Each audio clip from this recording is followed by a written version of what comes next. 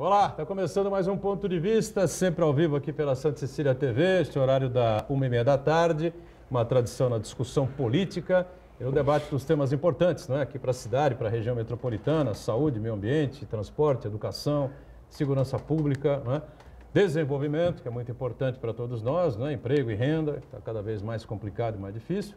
Enfim, os temas que nós estamos acostumados aqui a conviver no nosso dia a dia, E a gente sempre reservando um espaço absolutamente democrático para os temas e para os assuntos que fazem a pauta nacional. E que, como eu digo aqui em toda abertura, esses temas se atropelam em toda semana. Quando a gente pensa que a coisa pode transcorrer com um pouco de tranquilidade, lá vem bomba pelo meio do caminho. Agora está aí a repercussão dessa publicação do site Intercept Brasil, em que demonstra claramente lá o envolvimento do Sérgio Moro, quando era juiz, e o Deltan Dallagnol, ou Dallagnol, como disse ontem aqui o deputado federal Alexandre Padilha, que esteve conosco aqui no programa, deputado do PT, Dallagnol, chamar de Dallagnol mesmo, como todo mundo vem chamando nos últimos tempos. E aí a discussão se foi uma questão ética, não foi uma questão ética, se furou o Código Penal brasileiro, se não furou. Eu recebi aqui de um criminalista agora há pouco, alguns trechos do Código Penal brasileiro e realmente a situação do Moro fica bastante complicada se a gente for seguir seriamente. E, por outro lado, vem a deputada Janaína Pascoal dizer que isso é uma piada, num país em que o réu paga jantar para o promotor, para o juiz, e que as relações são espúrias, de cabo a ela cita inúmeros exemplos. Enfim, eu sei lá o que vai dar essa situação toda. Espero que a coisa caminhe bem, para o lado bom, se é que isso é possível, nesse país confuso que nós estamos vivendo há tanto tempo. Lembrando que a reprise é sempre às 20 horas, sempre aqui na Santa Cecília TV, para você conferir também. Daqui à minha esquerda, o Ronaldo Serápicos, advogado, antenado sempre com as coisas da cidade e do país, mais uma vez participando e colaborando conosco aqui no Ponto de Vista. Tudo bem, Ronaldo? Tudo bom, Edgar. Prazer estar de volta no Ponto de Vista. Um abraço a você e ao seu telespectador que nos acompanha. Muito bem, obrigado, Ronaldo, mais uma vez por estar com a gente. Antônio Carlos Silva Gonçalves, presidente da Prodesan. O Antônio Carlos tem larga experiência aqui, conhece a cidade como poucos, Ruas que você nem imagina, ele tem gravado na cabeça, é algo incrível, E o Antônio Carlos está com a gente mais dessa edição aqui, também para falar sobre essas situações todas, O Antônio Carlos tem uma boa leitura política, dos acontecimentos que a gente vê se repetindo aí pelo país. E, como eu disse, conhece a cidade como poucos, vai falar um pouco também sobre a situação da Prodesan neste momento. Prazer recebê-lo. Tudo bem, filho? Tudo bem, Edgar. Prazer estar com vocês novamente. E na ponta o Marcos Santana, atento aí às redes sociais, às nossas transmissões aqui do Ponto de Vista e a sua participação, que é sempre importante aqui com a gente. Tudo bem, Santana? Tudo bem, boa tarde a todos, boa tarde especial que nos acompanha ao vivo. Quero convidar você a participar também do programa, mandando sua pergunta, crítica, sugestão, pelo Facebook, Ponto de Vista, com Edgar Butrão, ou por e-mail, contato@pontodevista.tv.br. O programa pode ser acompanhado ao vivo pela internet, santaportal.com.br/tv. As edições anteriores do Ponto de Vista ficam disponíveis na internet também, no nosso canal no YouTube, na nossa página no Facebook. E você que está acompanhando a reprise às 20 horas, uma boa noite. Boa noite para você que está na reprise. O mantra de todos os programas, você percebe que eu estou absolutamente certo quando digo isso, sempre na abertura do programa aqui, viu, filho? O programa acaba às 2h30 ao vivo, começa a reprise às 8 da noite, só Deus sabe.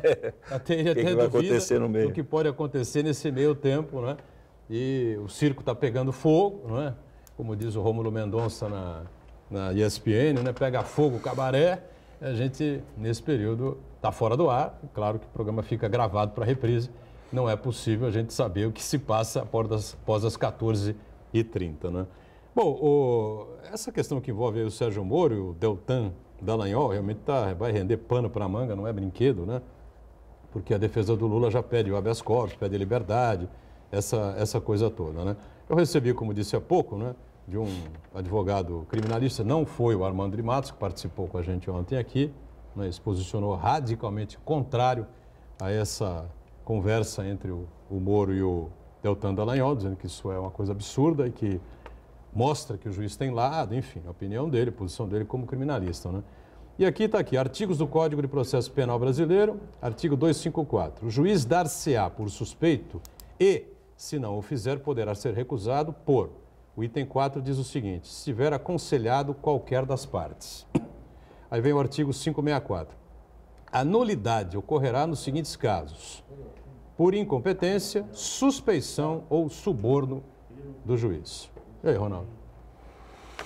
É o Código Penal, ou trechos do Código Penal. Código de Processo Penal. Código de Processo Penal. Então, Edgar, a legislação, ela sempre está aberta à interpretação. Então, esse também não é um artigo que, a princípio, parece ser taxativo, mas não é, porque essa história do aconselhamento tem uma interpretação muito ampla, né? Em primeiro lugar, é importante a gente destacar o seguinte: a conduta do juiz Moro, do então juiz e do procurador, ela, com certeza, tem que ser considerada inadequada. Se houve algum excesso ético que ultrapasse o limite da legalidade, isso vai ter que ser apurado numa investigação mais profunda. Porque o que foi divulgado até agora, e nós temos só trechos, porque o tal do Intercept, que conseguiu aí essas informações de forma ilegal, se recusa a dar todas as informações, diz que vai fazer por conta-gotas, quer dizer, está querendo também usar politicamente, usar até para ter audiência, né, para manter os seus 15 minutos de fama, que ninguém sabia o que era esse Intercept até ontem. E então isso vai ter que ser investigado pelo Ministério Público e pela Justiça. Agora, a conduta inadequada, que eu me refiro agora, não significa necessariamente que seja uma conduta ilegal.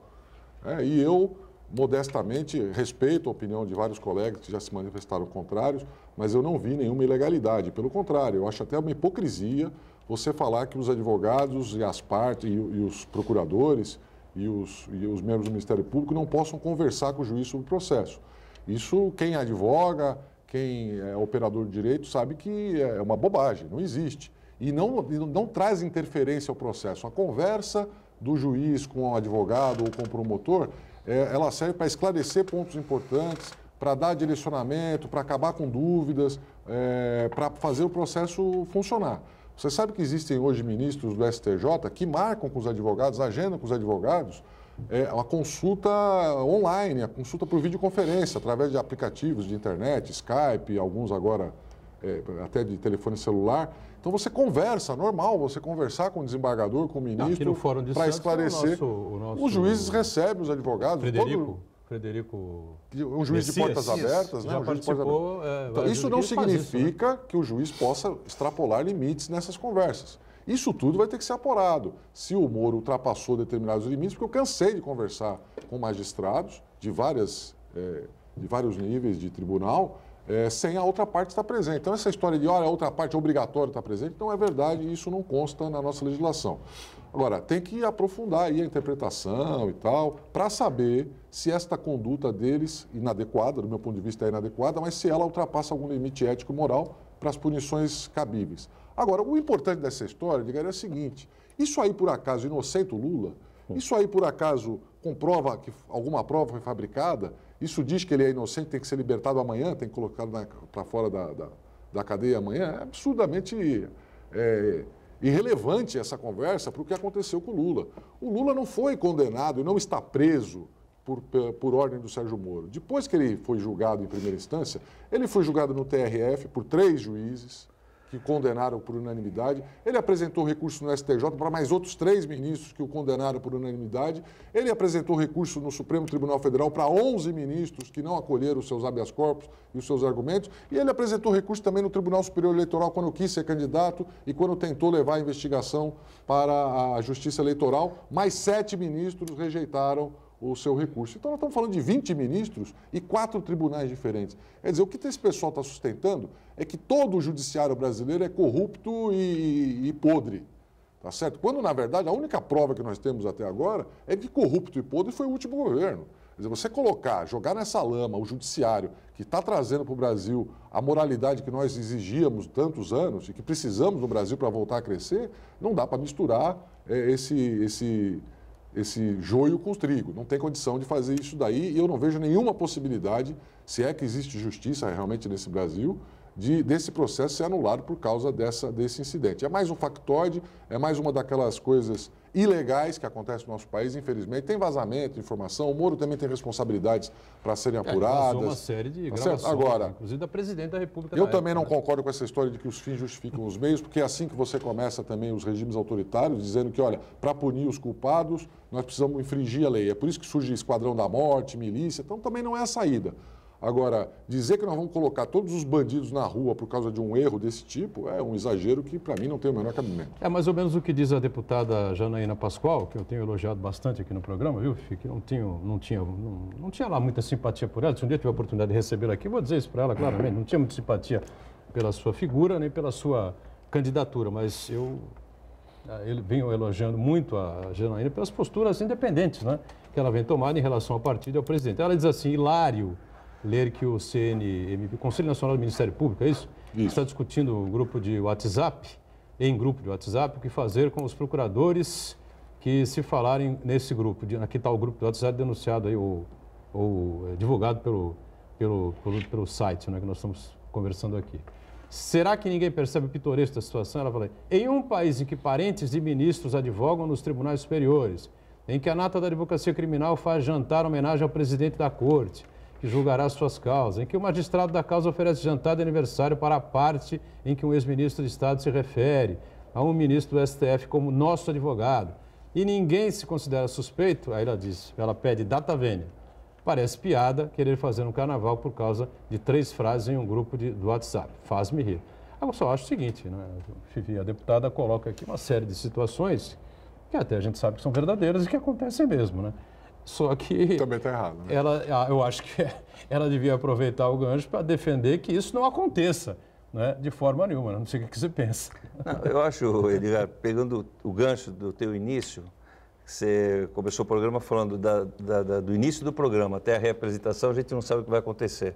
E realmente é isso que está acontecendo no Brasil agora.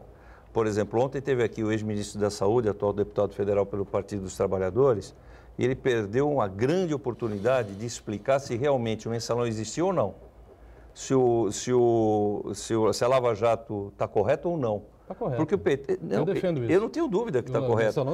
Só que o PT se abstém de comentar esse assunto. Eu disse isso no final, né?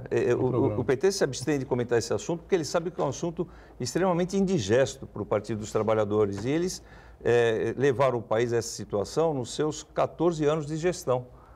Agora, você pega... É correto o que o ex-juiz Sérgio Moro fez com o procurador da República? Não sei se é correto, porque o vice-presidente também, na sua fala ontem, ele falou uma coisa interessante. É difícil você contextualizar em uma parte de uma fala, que até agora você não teve uma perícia para saber efetivamente qual é o todo desse processo, desse procedimento.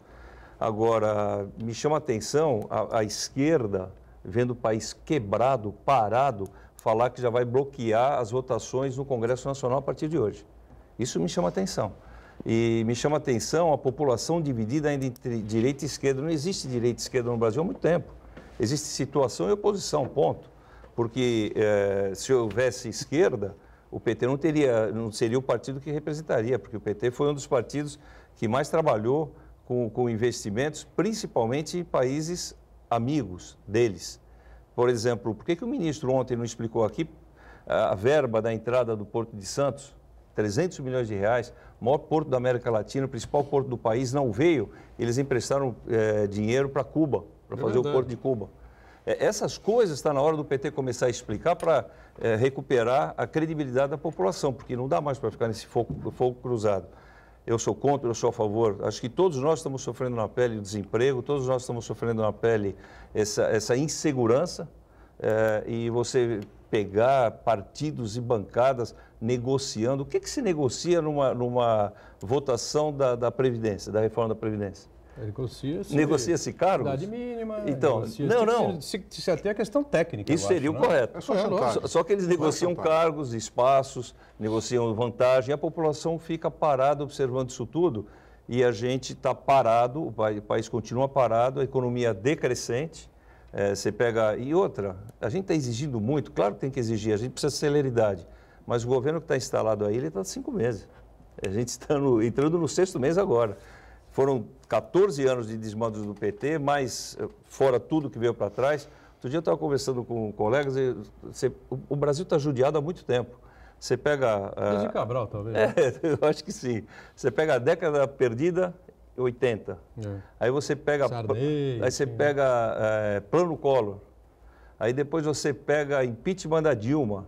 Quer dizer, são coisas que... Muito próximas, muito né? próximas. Em termos históricos, né? E a gente uma fala proximidade muito grande. E a gente fala em democracia.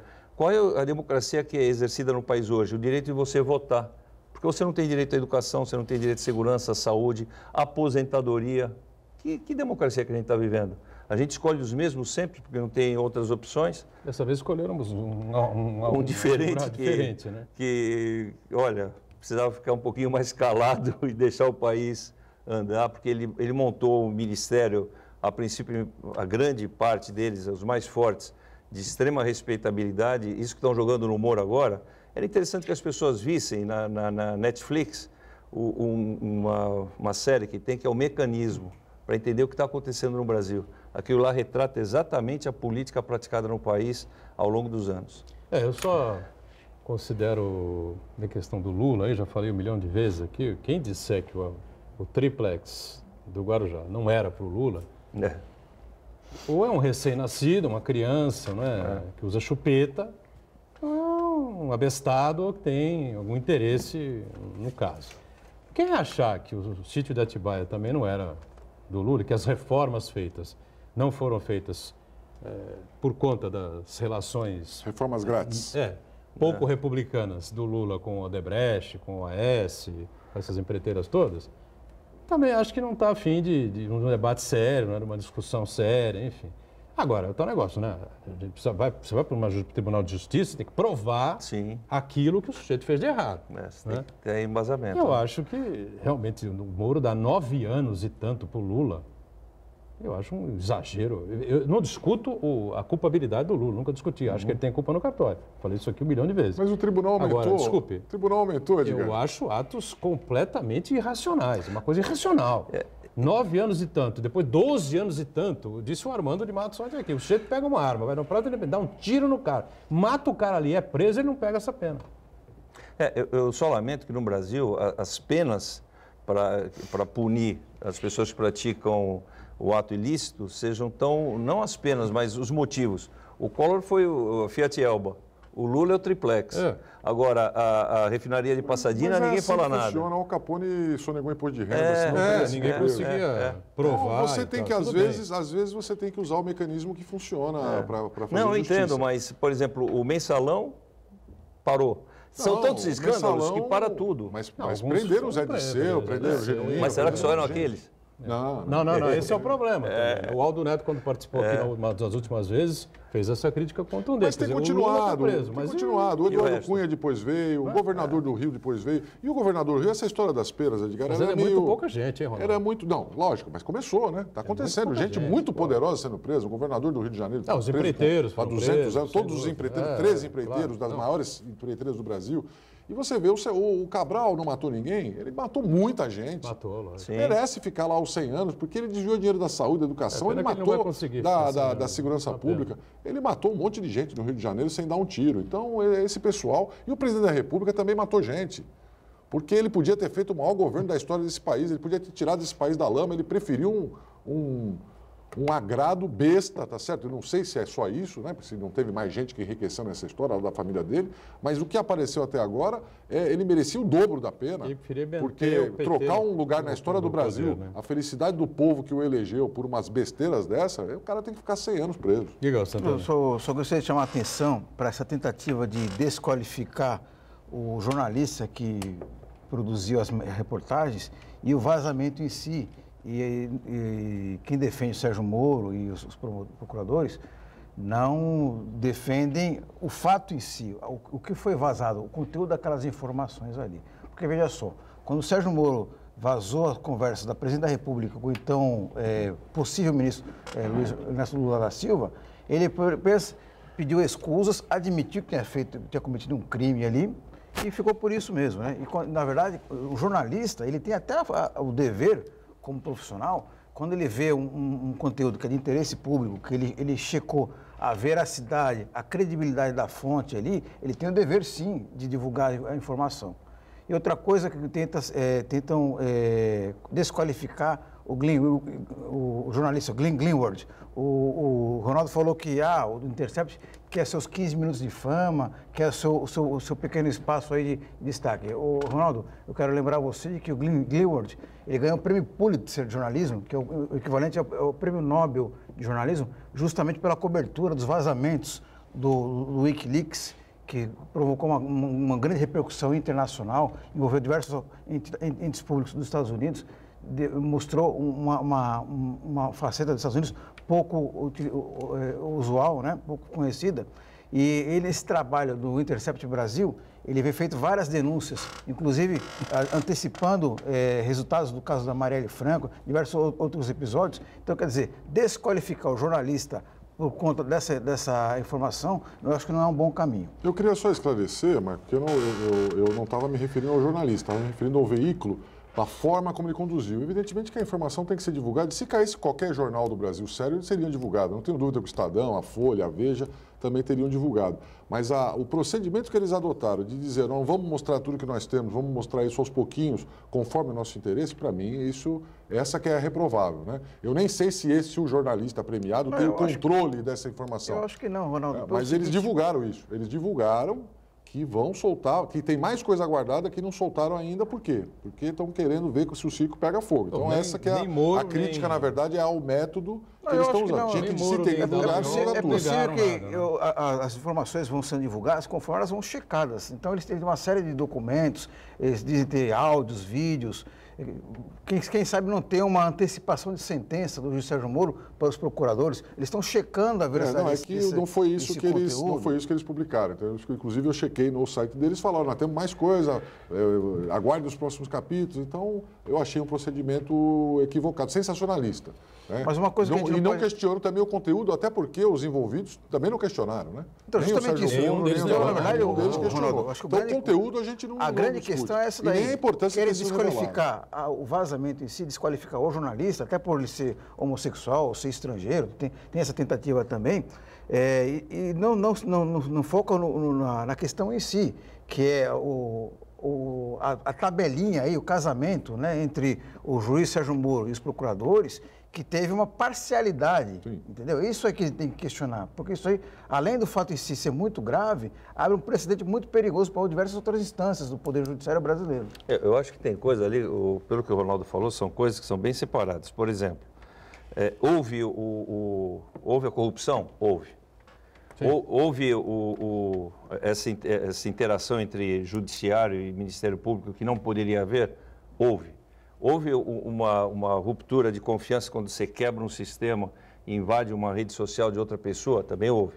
Então são três, eu não sei se o termo seria isso, mas três delitos aí no meio, que tem que ser separados, sem dúvida alguma, eles têm que ser separados. Agora, um desqualifica o outro.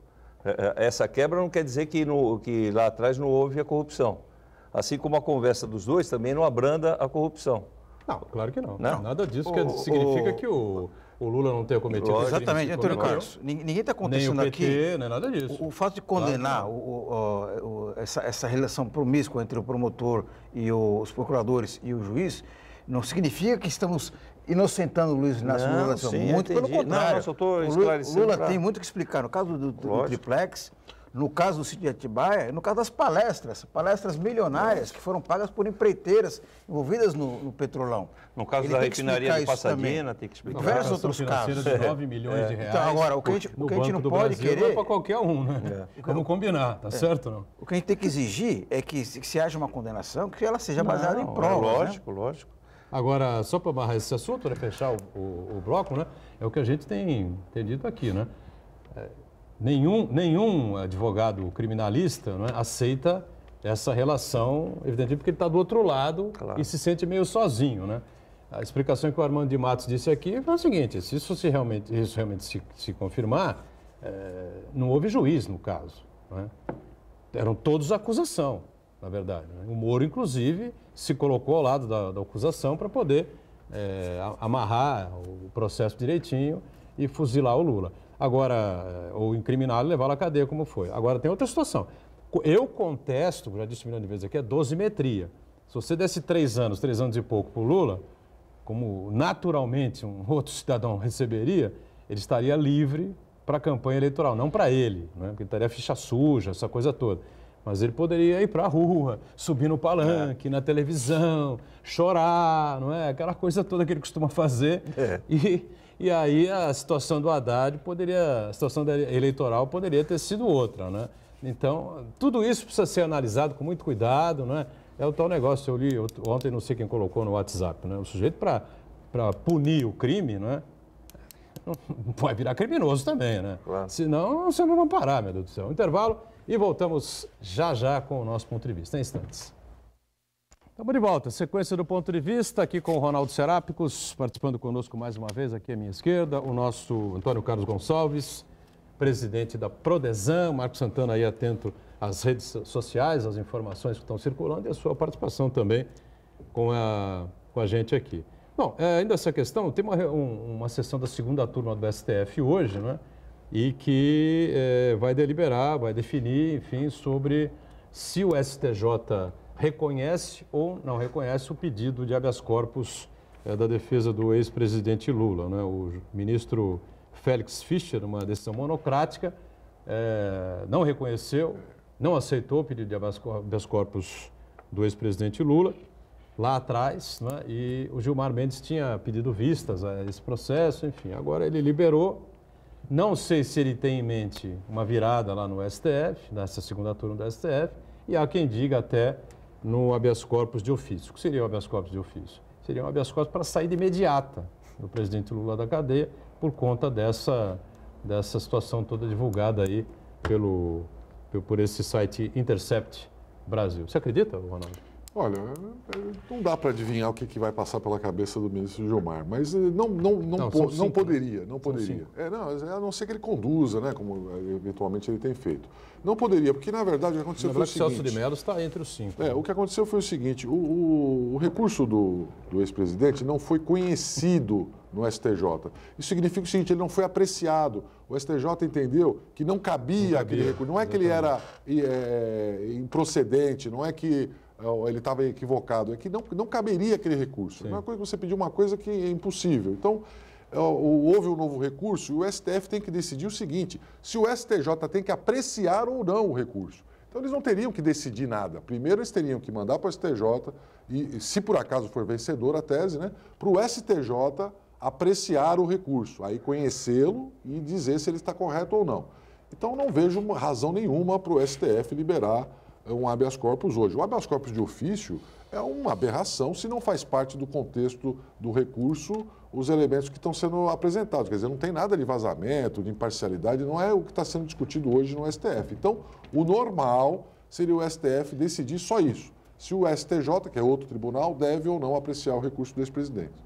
Vamos ver o que vai acontecer, né? Vai ser depois do programa ao vivo. Então, à noite, na reprise, você não vai poder... Você está com uma edição extraordinária. Edição extraordinária, né? Evidentemente, nós não estamos... Nesse momento do ao vivo, não temos ainda a decisão e essa informação, né? É possível que Lewandowski e Gilmar Mendes concedam, né? Carmen Lúcia e Fachin, não sei. As coisas, pode ser que as coisas tenham mudado na cabeça dos ministros do STF após essas revelações de ontem, né? Não sei, né? E fica lá também a situação do ministro Celso de Mello, que é um ministro absolutamente sério, decano lá do Supremo Tribunal Federal. O Uriel diz aqui, né, Santana, por que críticas ao PT se a corrupção sempre esteve presente entre a classe política, em todos os níveis? Ele cita Maluf, Adhemar de Barros, Eduardo Azeredo, Aécio Neves, o empresariado, não é? E não se comenta problemas do judiciário, o presidente nacional do PSL, familiares do capitão Bolsonaro, alguns de seus ministros, enfim, Uriel, lamentavelmente, corrupção é uma marca registrada do país, né? Agora, infelizmente, essa questão do Petrolão aí foi um caso realmente monstruoso. Não, e outra... Você entrasse com um elefante dentro de uma casa... O PT, do cachorrinho. Apesar de eu não ser simpatizante do Partido dos Trabalhadores, mas o PT vendeu para a população como um todo, inclusive para mim, ser um partido diferente. Um partido sério, um partido que não é isso? Que não pactuava com a corrupção, um partido que vinha para mudar o país.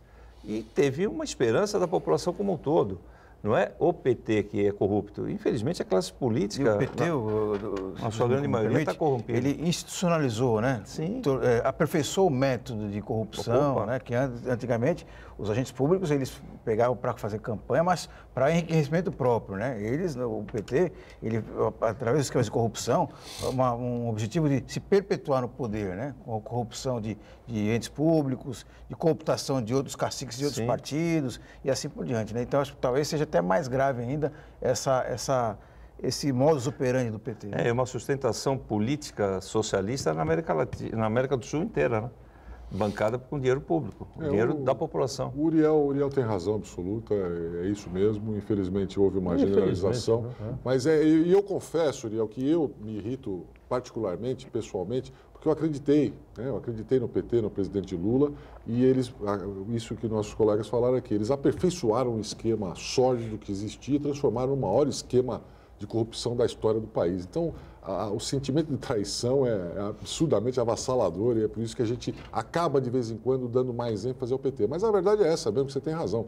Todo mundo meteu a mão no nosso dinheiro, no nosso país, na nossa nação nesses últimos anos aqui. Certa vez eu recebi a Marta Suplicy, que era deputada. Ou era deputada ou era ministra? Era Ela foi ministra. ministra do Lula. Foi senadora, Era foi ministra do ministra. turismo. Ministra do Turismo. Foi. Né? E no programa chamado Ponto de Vista, que era numa outra emissora, na VTV. Né? Faz tempo isso. Aí estávamos no período de processo de eleitoral. O Lula era candidato à reeleição, Alckmin foi para o segundo turno. Não me lembro se a Marina não era. A Marina não foi candidata naquela eleição. Não vou lembrar agora quem eram os outros candidatos. Sei que deu no segundo turno o presidente Lula contra o Alckmin. E ela, na antessala, né, do estúdio, a gente conversava, ministra, isso é uma vergonha, né? A gente já tem um histórico aqui na Prefeitura de Santos, de São Vicente, enfim, não é? De deixar o caixa arrombado, né? O Fifi sabe disso porque assumiu a Secretaria de Obras na sequência, no governo Beto Mansueto, na sequência do ex-prefeito Davi Capistrano e a prefeita Thelma de Souza. Foram 8 anos, né, absolutamente sérios, 2 pessoas corretíssimas, né? Até hoje ninguém duvida, né, da seriedade da correção da Thelma, nem do Davi, que lamentavelmente faleceu, né? É um sujeito extraordinário. Mas o entorno, barbaridade, né? O que eles faziam era uma coisa extraordinária. Eu falei, e a Marta Suplicy, então ministra do Lula, disse, olha, para com isso, entendeu? Isso é tudo bobagem. Olha a economia do país. O sujeito não comia, fazia uma refeição e meia por dia, hoje está no aeroporto comprando passagem para andar de avião. Olha o que teu pai... Eu falei, mas aí vale isso? Não sei se vale, se não vale. Eu sei que isso não faz cosquinha no Lula. Entendeu? Fez uma cosquinha porque ele acabou sendo obrigado a disputar o segundo turno, depois teve até mais votos, né? Do que roubou até quase 2 milhões de votos do adversário, Geraldo Alckmin, naquela oportunidade, enfim, e acabou se reelegendo. Mas, na verdade, né, Ronaldo, o que desgraçou tudo não foi a corrupção, não foi o mensalão, não Petroneira, foi a tragédia do governo Dilma Rousseff na área econômica. Se não acontecesse isso, olha, infelizmente a gente tem que admitir que o brasileiro estava nem aí porque estava acontecendo. A Marta tinha razão, né? A economia ia bem, todo mundo vivendo razoavelmente a nossa bem, tragédia... mensalinho, ninguém estava dando bola para isso. Né? A nossa tragédia foi o primeiro ano do governo Lula, que havia uma bonança internacional fantástica. O Brasil estava preparado, bem, né? O Brasil tinha reservas internacionais, estava bem posicionado, estava com a indústria se recuperando e nós tivemos excelentes 4 anos iniciais do governo Lula e que seguraram os outros 12 porcaria que vieram na sequência, quando começaram a roubar as contas públicas e tomar decisões equivocadas e dar subsídio para quem não devia dar, e quando começou a corrupção desenfreada, né? Esses primeiros 4 anos bons para a economia foram o que trouxeram essa desgraceira depois, né? Um paradoxo, né? Uma contradição, né? Os 4 primeiros anos bons fizeram a população confiar que nós teríamos anos bons por mais 20, e infelizmente nós só descemos a ladeira de lá para cá. Vale a pena ressaltar o que eu já falo aqui há muitos anos, né? Um dos únicos economistas, pelo menos próximo aqui, que eu me lembro, de ir a programas de rádio e TV comandados por mim, e que batia de frente durante o governo Lula, que fazia críticas severas à questão do crédito, essa coisa toda, era o professor Adalto Correia, né? O Adalto que agora está em São Paulo, uma outra instituição educacional, enfim. Eu dizia para o Adalto, como é que pode? Está todo mundo feliz, você diz que está errado, não é? Tem que ter uma visão de longo prazo. O Adalto dizia, eu não aprendi isso na universidade. Não foi isso que me ensinaram. Está errado, isso vai explodir. Não temos isso até hoje, né? Infelizmente, a verdade explodiu, é que todos os grandes países, as grandes nações do mundo, China, Estados Unidos, a própria Rússia, Inglaterra, eles criaram planos para 20, 30 anos. O Brasil não tem plano para a semana que vem. Agora é difícil você planejar um país, a economia de um país, se você tem aí um incêndio para pagar cada semana. Você está exagerando, né? A semana que vem depende da uma hora e meia a gente não sabe o que pode acontecer. Não, daqui até a reprise a gente já pode mudar a economia do Brasil. Sem ideia, Deus. Antônio Carlos Gonçalves, uma pergunta aqui, eu não sei se maliciosa, do nosso Aldo Neto, acredito que não, né? Não. Mas ele diria assim, ele diz assim, o Fifi, depois de várias experiências que você teve, Secretaria de Obras, enfim, Parque Tecnológico, essa coisa toda, CT também, né? Hoje como presidente da Prodesan. Caso você fosse o prefeito de Santos, você fecharia a Prodesan? É a pergunta que ele faz aqui. Fácil, né? Fácil para responder. Facinho. Não, acho que não, né? Não, eu acho o seguinte, a Prodesan hoje ela passa por uma situação de reestruturação. Para você pensar em fechar ou não, você precisa primeiro reestruturar e ver o tamanho do problema, né? Uma empresa com aproximadamente 1.000 funcionários, com uma dívida de 320 milhões de reais aproximadamente, desses 320, algo em torno de 90 milhões para a própria prefeitura, uma empresa da prefeitura, porque hoje a Prodesan presta pouquíssimos trabalhos para terceiros. Então, a primeira coisa que a gente está pensando, que a gente está implementando na empresa agora, é estancar a sangria. Você tem uma sangria, você precisa estancar essa sangria. Não é de longe, na verdade. Isso. Sim, mas dá para estancar, viu, Edgar? Não é plausível você ficar pagando juros de uma dívida que ela é gerada pela própria empresa.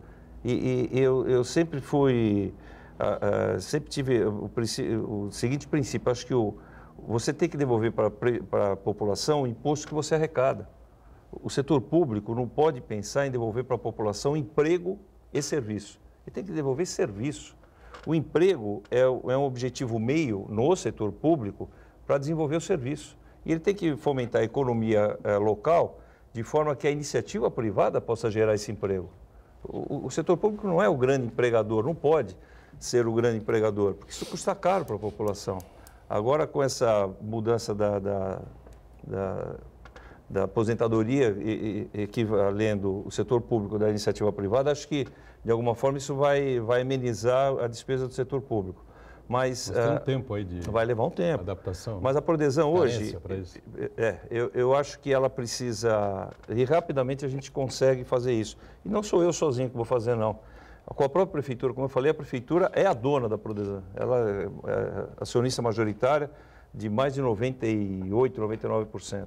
Então, do momento que você estanque essa sangria e a prefeitura tenha o retorno do dinheiro disponibilizado à Prodesan em serviços, aí você pode pensar no que fazer. Eu acho que a empresa hoje está totalmente fora do seu foco. A Prodesan foi criada para quê? Projetar e planejar o desenvolvimento de Santos. Progresso e desenvolvimento. Progresso e desenvolvimento. Hoje ela tem, dos 1.000 funcionários, 800 são braçais, que trabalham em tapa-buraco, trabalham em limpeza de galeria de águas pluviais, trabalham em limpeza de unidades de saúde, e limpeza de unidades de educação. Esse não é o objetivo fim da empresa. O objetivo fim da empresa é tecnologia da informação, é planejamento, são projetos, é engenharia. A hora que a gente conseguir, e outra, ela tem que ser ágil o suficiente para prestar um serviço diferenciado à prefeitura, que a prefeitura economize com a Prodesan. Se na hora que a prefeitura fizer uma avaliação, o custo-benefício da Prodesan for melhor do que a iniciativa privada, que se contrate a Prodesan. Então, enquanto você não tiver todas essas informações levantadas, é difícil falar, olha, vou fechar porque ela é deficitária. Quem paga essa despesa? Quem vai pagar é a população. Então, a gente precisa primeiro resolver a empresa, e quando eu falo a gente, é Prefeitura e Prodesan, e isso está sendo feito. O prefeito Paulo Alexandre colocou isso como prioridade, a Procuradoria-Geral do Município, junto com a Secretaria de Finanças, tem feito um trabalho muito forte com a Prodesan para que a gente possa diminuir o déficit da empresa. Diminuir o déficit, pensa-se no que fazer. Deixa eu aproveitar e fazer duas perguntas rápidas a esse respeito. Primeiro, você falou da sangria e a gente nunca conseguiu esclarecer qual que é a sangria da Prodesan, qual que é a falha que ela tem, por onde sai o dinheiro? São salários, são dívidas, qual que é a razão da sangria? E a segunda é que eu concordo com você também que a Prodesan, a finalidade dela é planejar e preparar a cidade, que é uma coisa super importante. A gente vê aí com projetos da entrada da cidade, Ponta da Praia, inundações, tudo isso, faltou uma visão um pouco mais longa que a Prodesan podia ter desenvolvido. Mas eu escuto muito de outros presidentes que passaram pela Prodesan e até do prefeito, de que a prestação de serviço da Prodesan é importante, da agilidade para o serviço público. Eu queria, não sei se der tempo antes do break, mas que fiquem então essas duas questões para você me avaliar em seguida. Sem dúvida, a gente tem que fazer um rápido intervalo. Na volta, então, Antônio Carlos responde. Só o Aldo pediu aqui para destacar que a pergunta não foi maliciosa e que o Fifi, na opinião dele, foi o maior presidente da história da CT, a Companhia de Engenharia de Tráfego de Santos, tá bom? Está registrado aqui. Obrigado. O intervalo, voltamos já já. Muito bem, para não perder o fio da meada, tá certo? Eu peço aqui ao Ronaldo Serápicos que refaça aí os seus dois questionamentos ao presidente da Prodesan, nosso Antônio Carlos Gonçalves. Por favor, Isso, Ronaldo. antes do intervalo, eu queria perguntar para o Antônio Carlos a respeito da Prodesan, duas coisas. A primeira é que você comentou a respeito da sangria da Prodesan, que precisa ser estancada. Eu queria que você, se pudesse esclarecer para a gente quais são esses ralos hoje que a Prodesan tem, se é salário, se é dívida, por onde tem a despesa acima da receita na Prodesan que tem que ser eliminada. E a segunda é que realmente eu concordo que a Prodesan deve ser uma empresa de planejamento, mas alguns ex-presidentes e o próprio prefeito já me falaram que a Prodesan hoje é uma boa prestadora de serviço, dá agilidade ao município. Queria que você comentasse essas duas. Primeiro, a sangria e segundo, se a Prodesan poderia ter um futuro prestando serviço. Então, a Prodesan, ao longo dos anos, ela teve... Sempre que foi muito dito na Prodesan, é a questão dos assessores, né? Hoje ela tem 47 assessores. Em governos passados, ela chegou a ter 250 assessores. E se você pega onde está a sangria ela está em tributos que não foram pagos. E não foram pagos por questões financeiras em determinados momentos, só que isso daí incorre em juros, correção monetária. E aí o que ela arrecada em termos de projetos, de processos que ela tem com a prefeitura, não era o suficiente para que ela pagasse essas contas. Isso aí foi se avolumando. Por exemplo, ela tem hoje uma dívida estendida com o INSS, que está sendo pago agora. Tem uma ação PASEP-COFINS, de forma que ela questiona as cobranças, isso daí ainda está sendo julgado. Ela já perdeu em 2 instâncias e recorreu à terceira. E você, como advogado, sabe que quando chega nessa esfera, você não consegue nem... Para você desistir da ação também é difícil, porque a outra parte tem que concordar. Então, é uma coisa que a gente está tentando solucionar agora. O único ralo hoje da Prodesan que ainda não está solucionado é PASEP-COFINS. INSS já está solucionado, Fundo de Garantia também, mas ela ainda gasta muito com salário. Eu acho que a quantidade que ela está gastando com salário, não que ela não tenha um serviço como devolutivo, ela tem os contratos com a prefeitura, mas de alguma forma isso daí tem que ser melhor racionalizado. Tem que enxugar mais. Tem que enxugar mais. Você tem que enxugar de forma que você desempenhe os serviços com menos pessoas e arrecadando de forma adequada. A prefeitura economizando com a Prodesan, ela tem mais dinheiro para investimento. A Prodesan não... Eu vou falar uma coisa que o acionista, que é minoritário da Prodesan, não gosta muito de ouvir, mas a Prodesan, o objetivo fim dela não é o lucro, porque é um negócio meio irracional. Como é que ela vai ter lucro se a única fonte dela é a prefeitura? Ela tem que ser saudável. E ela tem que ter um preço de mercado mais atrativo para a prefeitura do que o próprio mercado. Você já esteve na Secretaria de Obras e Serviços Públicos, né? É melhor, como secretário, prestar esse serviço pela prefeitura ou pela Prodesan? Depende do serviço. Tapa buraco, consertar canal. Depende do serviço. Por exemplo, a secretaria... Só queria acrescentar, então, o Odair Gonzalez, quando presidente da Prodesan, ele veio aqui no programa, e uma das lamentações dele é que ele pedia que a prefeitura contratasse mais a Prodesan para realizar serviços, que isso daí ia ajudar a melhorar a saúde financeira da empresa. É possível isso? Ou tem algumas questões que a Prodesan não tem capacidade de prestar o serviço? Então, nesse momento, a Prodesan precisa do serviço da prefeitura, sim, para poder pagar os compromissos que ela já firmou. Isso não quer dizer que isso tem que ter uma continuidade. Você tem que... Por isso que eu falo de parar com a sangria. Isso é uma sangria para mim. Você pega serviços da prefeitura para pagar dívidas. O interessante é você pegar serviços da prefeitura para você devolver em serviço e não ter dívida. Então, se você diminui a dívida, você pode pegar mais serviços com menos pessoas e economizando para a prefeitura. Essa acho que é a linha mais lógica. Quanto mais a prefeitura economiza com a Prodesan, mais dinheiro ela tem para investir. O que você me perguntou da Secretaria de Obras, a Secretaria de Obras, a época que eu estava lá, ela tinha um departamento que chamava DEPROGE, Departamento de Projetos.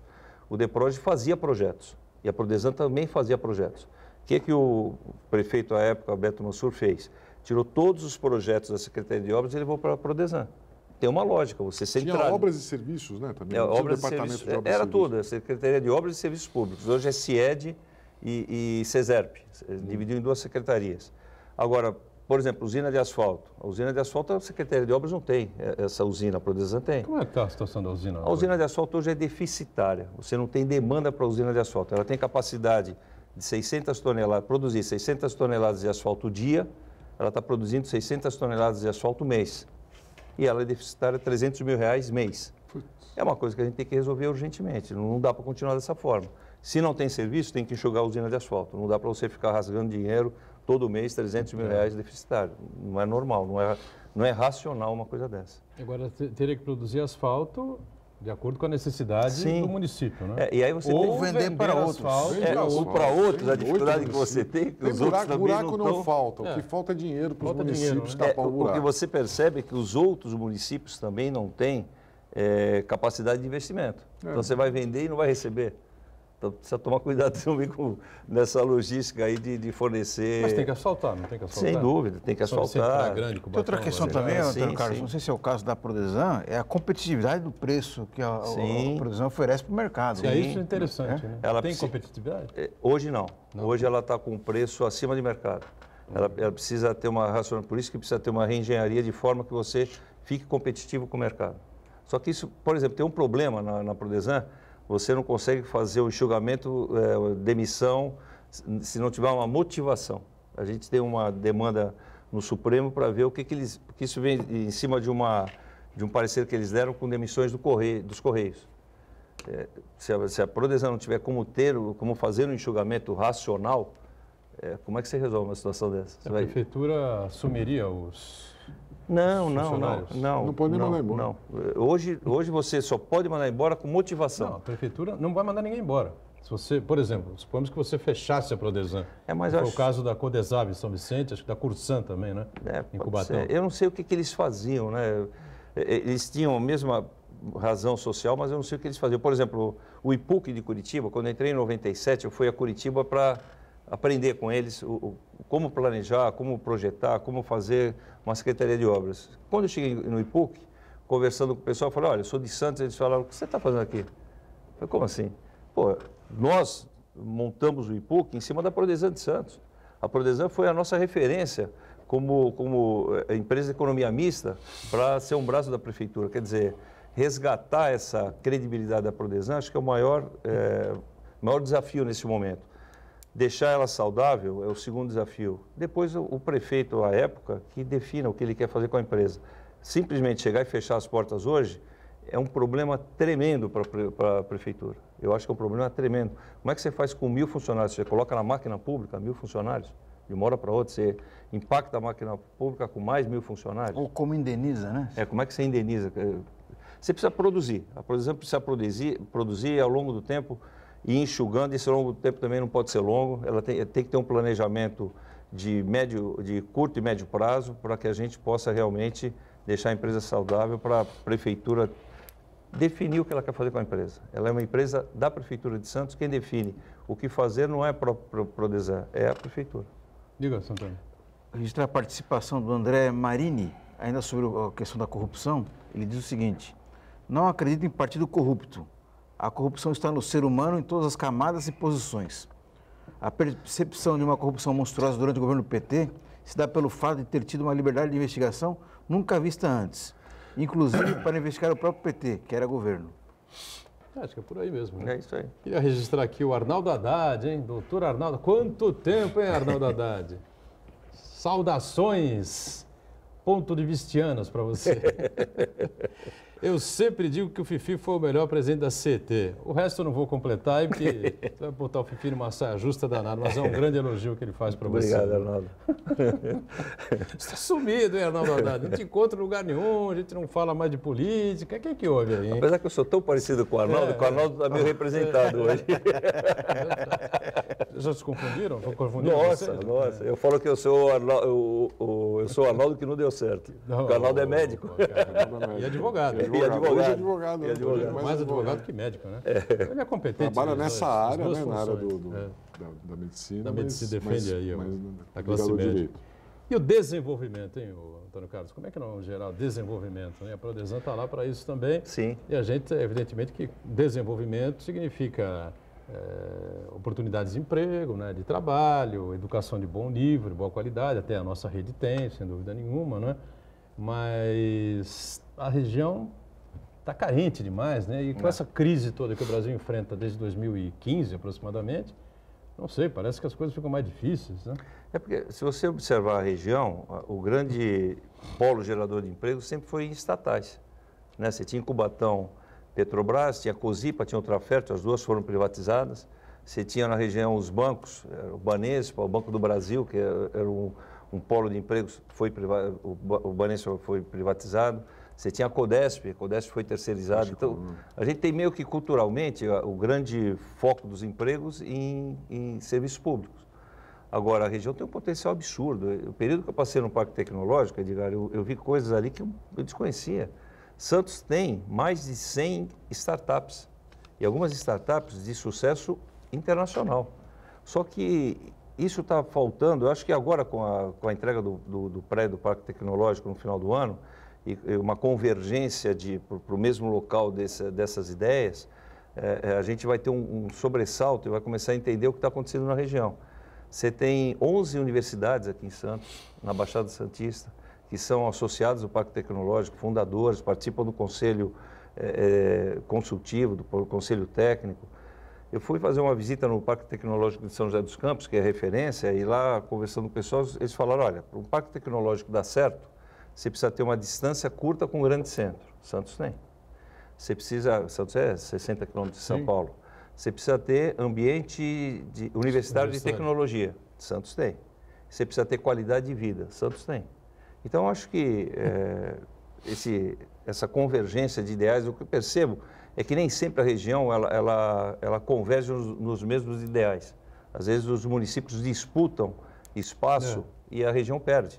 Uma região de 1.800.000 habitantes, quer dizer, uma região bastante adensada, mas com características diferentes. A característica que você tem em Peruíbe é completamente diferente de Bertioga. Né? Você tem distância muito grande nas cidades da mesma região. A gente não tem uma região que você tenha um ponto central e circunde nelas outras cidades. A nossa é longilínea, né? Você tem Peruíbe para Bertioga, você passa por uma ponte, uma balsa, são realidades diferentes. E eu acho que se a gente tivesse um planejamento mais integrado, um planejamento mais harmônico, você pega o projeto que está sendo lançado agora em Praia Grande, se não me engano, Andaraí, é um projeto maravilhoso. Você pega o aeroporto de Guarujá, que não sai de jeito nenhum, a ligação seca-Santos. É uma lenda urbana. Né? Ilha, área continental, que não sai de jeito nenhum. Lendas urbanas, diga-se. Então, Antônio Carlos, deixa eu sair um pouco de Prodesan. No começo dos anos 2000, começo do século, né, nós participamos do primeiro projeto de revitalização. Você era secretário de Obras, eu estava na Câmara de Logística, Associação Cedro Vivo. E então, tivemos a reforma da Praça Mauá, muito discutida, né? O pessoal resistia, todo mundo tinha medo das reformas. Rua 15, bonde, uma série de projetos. E isso meio que se desgastou com o tempo. Agora a Prefeitura está falando em revitalização do centro novamente. Você tem alguma ideia dessa experiência que se acumulou aí em quase 20 anos? O que eu percebo é que realmente tiveram as intervenções... É um incentivo aí fiscal agora, parece. Né? Tiveram as intervenções físicas, né? Todas as praças foram remodeladas, foi levado para lá, foi remodelada a estação do trem, do Valongo. Eu não gostei dessa do trem, para te falar a verdade. Oi? Eu não gostei dessa mudança lá para o Valongo. O Valongo, infelizmente, não deslanchou, né? Não deslanchou. Agora, foi feito, o prefeito lançou na sexta-feira passada mais uma lei de incentivos para os comerciantes e empresários da região central, que eu acho que é o início de uma nova caminhada. Antes, quando nós entramos, teve o Davi, enquanto prefeito, Ele lançou aquele projeto Cores da Cidade. Cores da Cidade, né? Lembra? Foi o primeiro, o embrião, mas muito fraco. Tintas né? de Acho que Ipiranga, Prefeitura e na Fundação gestão Roberto seguinte Marinho. que funcionou para valer. Aí quando o Beto entrou, ele realmente remodelou o centro totalmente. O que está precisando no centro, no meu ponto de vista, é desengessar a questão de tombamento. Não dá para continuar. Moradias populares, para o pessoal voltar a morar. Né? Em Santos, o pessoal confundiu, ao longo dos anos, coisa velha com coisa antiga. Sim, sem dúvida. O que tem valor histórico e arquitetônico é o que é velho. Então, tombaram o centro, literalmente. O centro está tombado. E isso, para você rever, ainda outro dia eu estava conversando com o vereador Adilson Júnior, ele falou, escuta, qual é o formato? Eu acho que tem que fazer um estudo de prospecção in loco, de levantamento lote por lote, fotografar, pegar o histórico daquela edificação e haver um convencimento do destombamento, porque não é normal.